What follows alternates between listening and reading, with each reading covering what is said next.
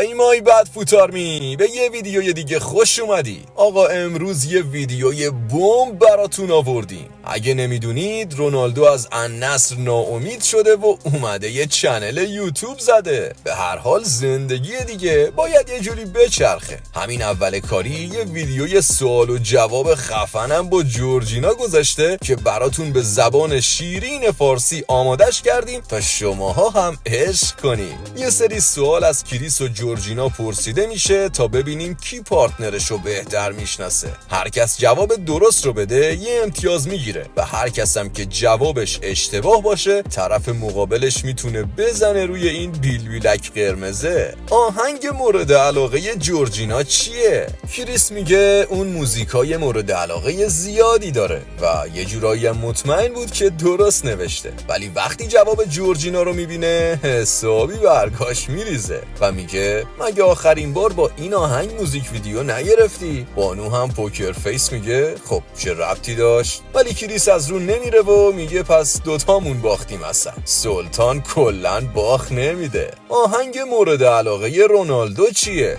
کریس که هنوز رو مود چیز کلک بازی گیر کرده، وقتی هنوز تایم نوشتن تموم نشده دکمه زنگ و فشار میده تا روحیه بانو رو خراب کنه. ولی وقتی جواب جورجی رو تخت سفید رو میبینه پشماش میریزه، چون بانو فرموده بود اون آهنگ مورد علاقه نداره، هر تابستون رو یه چیز قفلی میزنه. اینجا جورجینا یه امتیاز میگیره، کریس هم حسابی شاکی میشه و میگه چرا اصلا امتیاز گرفت؟ قبول نیست آقا. اولین دیتتون کی بود؟ حتی اگه کریس رونالدو هم باشی مثل بقیه مردا تاریخ اولین دیتت با رلتو یادت نمیمونه. البته سید یه چیز شعر از خودش در آورد و نوشت 5 ژوئن تا مثلا کارو جمع کرده باشه، ولی خب بعد جوری رید، چون جورجینا با کلی ذوق و شوق و عشق نوشته بود تابستون 2016.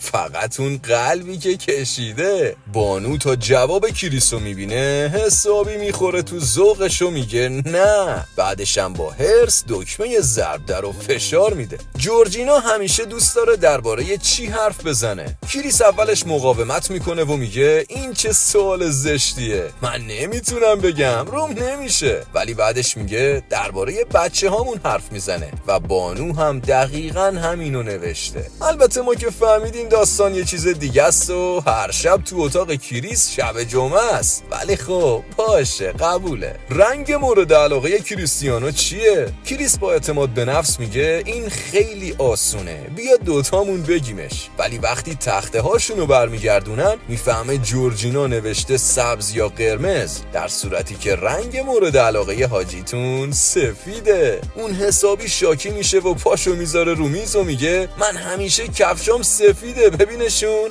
یه دعوای ریزی هم میکنن و کریس خیلی شاکی میگه این اصلا منو نمیشناسه، این دختره کیه؟ حاجی تو هر شب بساط شب جمعه ها رو با همین دختره پهن میکنی، بعد از ما میپرسی این کیه؟ بعدش هم تا میبینه تنور داغه امتیازا رو اینجوری میکنه. ولی سلطان ما حواسمون هست، تقلب نکن. کی توی بازیگری بهتره؟ هم رونالدو هم بانو جفتشون رو تخته اسم خودشونو مینویسن و دوباره جر و بحثشون شروع میشه. کریس میگه نه اینجوری نمیشه، باید راستشو بگی، معلومه که کی بهتره. بازم بانو مثل همیشه شاکی میشه و میکوبه رو بیلبیلک. کریس هم که میبینه اوضاع خرابه هی میگه فیلمو قطع کنی. یکم که جورجینا آروم شد اومد گفت برای من خودم بهترم و برای تو هم خودت بهتری. البته من زودتر تونستم بازیگر بشم. بانو با این تیکش قشنگ کریسو خراب کرد. برنامه‌ای که ما برای امشب داریم و یادته؟ خب دوستان ویدیوی کریس همینجا تموم شد، ولی از ریاکشناش معلومه امشب قرار حسابی سورپرایز بشه. منتظر پارت 2 ویدیو باشید که بعد از منتشر شدن سریع براتون آمادش میکنیم.